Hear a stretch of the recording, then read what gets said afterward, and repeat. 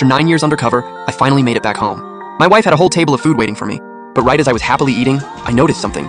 My wife's right index finger was tapping rhythmically on the table. The next second, my blood ran cold. This wasn't random tapping, it was Morse code. I didn't look up, just kept eating like normal. But under the table, my fingers were quietly decoding her message. "Run, there are 10 bugs in the house." My heart sank and I froze mid-chew. I slowly looked up at her. Song T was still smiling softly. She kept saying, "Honey, eat more, it's all your favorites, I made extra today." But her eyes were filled with fear and desperation. She was desperately signaling me to leave. I forced myself to swallow, suppressing the storm inside me. I couldn't panic. 9 years undercover had turned my emotions into steel. The more dangerous it gets, the calmer you gotta be. I put down my chopsticks and smiled. Yeah, nothing beats a home-cooked meal. Just tired from the long trip and I'm all dirty. Let me take a shower and change. A flash of urgency crossed Song Si's eyes, but she quickly hid it. She nodded with a forced smile. "Okay, go ahead. The water's already hot." I stood up and walked to the bathroom. Every step was steady, but every muscle in my body was on high alert. The moment I closed the bathroom door, I didn't turn on the shower. Instead, I started scanning every inch of the space. Behind the mirror, the ceiling vent, inside the toilet tank, I checked every possible hiding spot. Sure enough, in a hidden groove under the sink, I felt something hard about the size of a matchbox. I didn't take it out. I just traced its outline with my fingernail. Military-grade bug, latest model. Effective range of 500 meters, sensitive enough to pick up a heartbeat. Cold sweat broke out on my back. This wasn't ordinary surveillance. This was professional, deadly. Who the hell was behind this? Was my cover blown? Or was Song Si being controlled by someone? I turned on the shower. The loud rushing water filled the bathroom, blocking out some sound for now.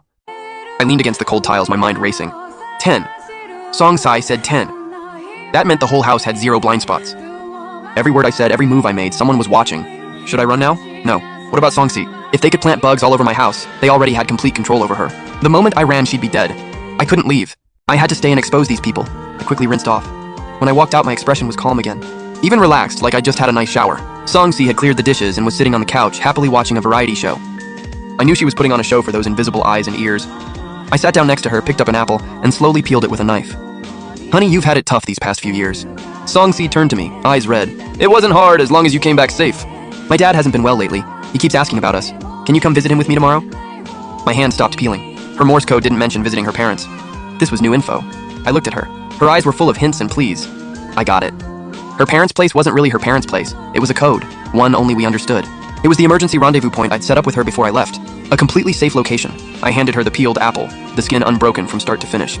"Let's go first thing tomorrow." The next day, we got up at the crack of dawn. We acted like a normal couple, washed up, had breakfast. She tied my tie. I fixed her hair. Before we left, she held onto my arm, her head on my shoulder. "Honey, I'm a little scared." Her voice was soft, trembling for real. I knew she wasn't scared of visiting her parents. She was scared of what we were about to do. I patted her hand and whispered, "Don't be scared, I got you." Those words were for her, and for whoever was listening.